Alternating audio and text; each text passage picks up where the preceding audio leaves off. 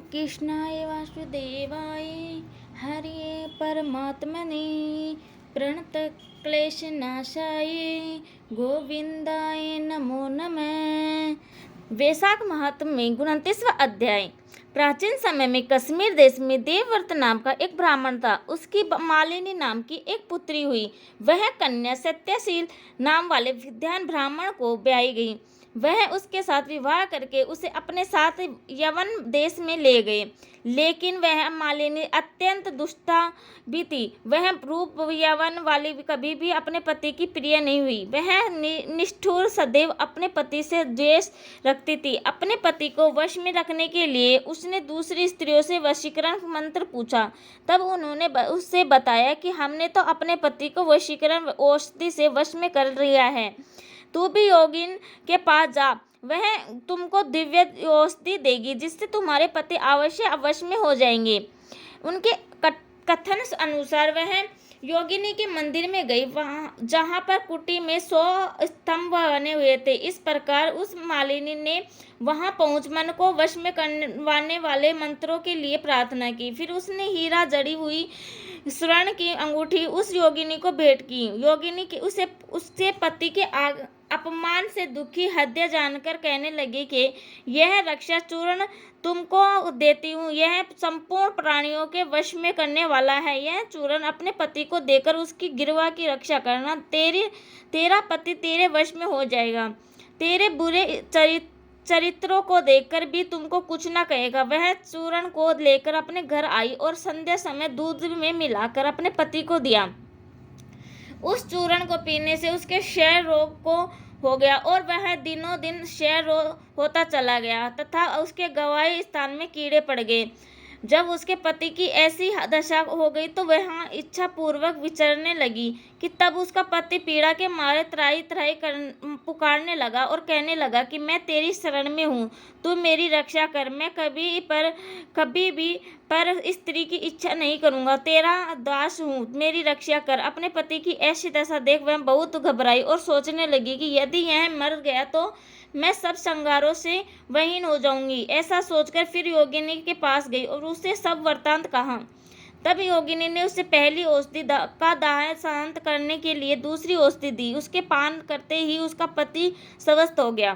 तब उससे उसका पति घर में रहता और उसके वशीभूत हो गया। घर में काम के बहाने कई व्यापारी तथापि उसके घर आते रहते, परंतु उसकी अपनी स्त्री के आगे कुछ भी न कहने की शक्ति न थी। उसे पाप के कारण सारे शरीर में कीड़े पड़ गए और उससे मालिनी की आँख, कान और जीवा में छेद हो गए।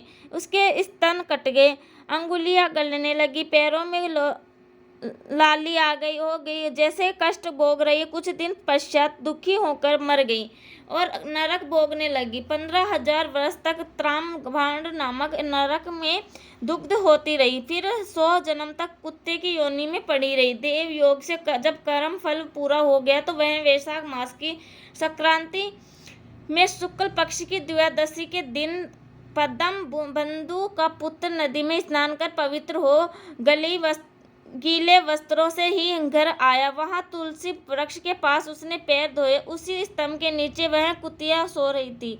सूर्योदय से पहले वह कुतिया उस चरण धोए जल में लेट गई, जिससे उसके पाप तत्काल नष्ट हो गए और पूर्व जन्म के सब पाप कर्मों की याद आ गई। अपने पूर्व कर्मों के वर्णन कर उस मुनि से कहने लगी, हे मुनि, वैशाख शुक्ल पक्ष में पुण्य को बढ़ाने वाली द्वादशी के दिन स्नान दान आदि का जो सुकृत आपने किया है वह मुझे दे दो। इस सुकृत से मेरी मुक्ति हो जाएगी। मैं अत्यंत दीन हूँ, मेरी रक्षा करो। ऐसे वचन सुनकर वह मुनि पुत्र कुतिया से बोले कि अपने किए हुए अच्छे और बुरे कर्मों का फल मनुष्य सुख और दुख के रूप में आप ही अवश्य भोग लेता है।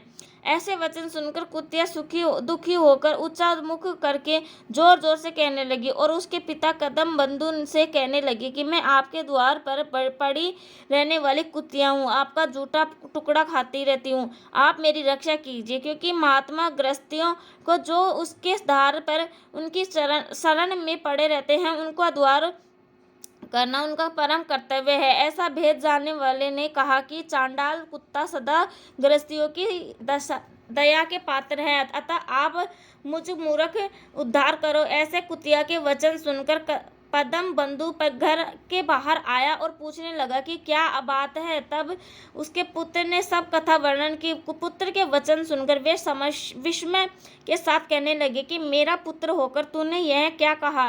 साधुओं को ऐसे वचन कहने उचित नहीं है। संपूर्ण प्राणी परोपकार के लिए ही है। चंद्रमा, सूर्य, पवन, पृथ्वी, अग्नि, जल, चंदन, वृक्ष और महात्मा सभी परोपकार में लगे रहते हैं। दधीचि ऋषि ने दैत्यों को अति बलवान जानकर अपनी हड्डियां निकालकर देवताओं को दे दी थी। जब भूखे सान में कबूतर को पकड़ लिया तो राजा शिव ने अपना मांस काटकर सांड को दे दिया था। जिम नामी राजा ने गरुड़ के लिए अपने प्राण दे दिए थे। इसीलिए विद्वान ब्राह्मण को तो सब पर दया करनी चाहिए। इस प्रकार वह ब्राह्मण कुतिया से कहने लगा कि मैं तेरे निमित्त प्रतिज्ञा करता हूँ कि तू मेरे द्वादशी के पुण्य के पापों से छुटकारा विष्णु लोक को जा। श्रुति देव जी कहते हैं कि राजन वह कुतिया अपने शरीर को त्याग स्वर्ण में जाकर अनेक प्रकार के भोगों को भोगती हुई वैशाख शुक्ल पक्ष द्वादशी के प्रभाव से स्वर्ग को गई। 29वां अध्याय समाप्त। जय श्री राधे। वीडियो पसंद आए तो लाइक, सब्सक्राइब एंड कमेंट जरूर कर देना। जय श्री कृष्णा। राधे राधे। Thank you. धन्यवाद।